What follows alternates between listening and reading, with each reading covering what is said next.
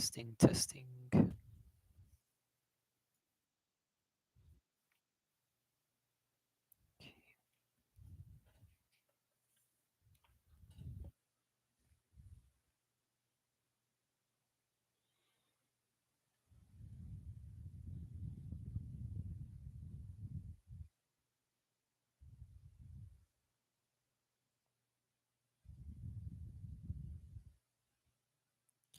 Joseph and Gael. And there in Gael he stayed, but Yahweh was with Joseph. He showed him faithful love and made him popular with the chief gaoler.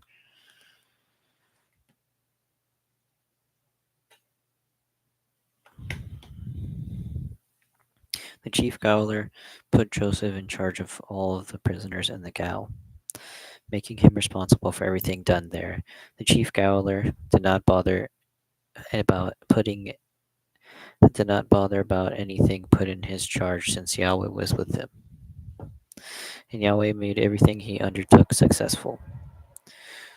Joseph interprets the dreams of Pharaoh's officials. It happened sometime later that the king of Egypt's cupbearer and his baker offended their master, the king of Egypt. Pharaoh was angry with his two officials, the chief cupbearer and the chief baker, and put them in custody in the house of the commander of the guard, and in the gaol where Joseph was prisoner. The commander of the guard assigned Joseph to them to attend to their wants, and they remained in custody for some time.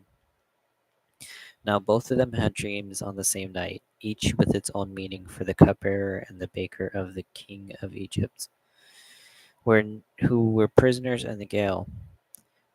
When Joseph came to them in the morning, he saw that they looked gloomy, and he asked the two officials who were in custody with him in the master's house, "Why these sad looks today?" They replied, "We have each had a dream, but there is no one to interpret it." "Are not interpretations God's business?" Joseph asked them. "Tell me about them."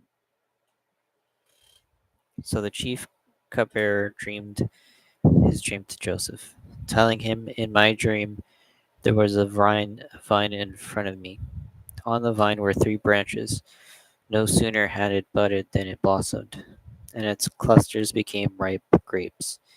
I had Pharaoh's cup in my hand. I picked the grapes and squeezed them into Pharaoh's cup and put the cup into Pharaoh's hand." "This is what it means," Joseph told him. "The three branches are 3 days. In another 3 days, Pharaoh will lift up your head by restoring you to your position. Then you will hand Pharaoh his cup as you did before when you were his cupbearer. Be sure to remember me when things go well with you, and keep faith with me by kindly reminding Pharaoh about me to get me out of his house. I was kidnapped from the land of the Hebrews in the first place, and even here I have done nothing to warrant being put in the dungeon." The chief baker, seeing the interpretation had been favorable, said to Joseph, "I too had a dream. There were three wicker trays on my head. In the top tray there were all kind of pastries for Pharaoh, such as a baker might make, and the birds were eating them off the tray on my head." Joseph replied as follows, "This is what it means. The three trays are 3 days.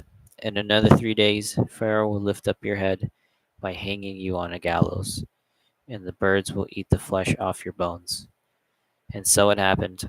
On the third day was Pharaoh's birthday, and he gave a banquet for all his officials. Of his officials, he lifted up the head of the chief cupbearer and the chief baker. The chief cupbearer by restoring him to his cupbearing, so that he again handed Pharaoh his cup, and by hanging the chief baker, as Joseph had explained to them. But the chief cupbearer did not remember Joseph; he had forgotten him. Pharaoh's dreams.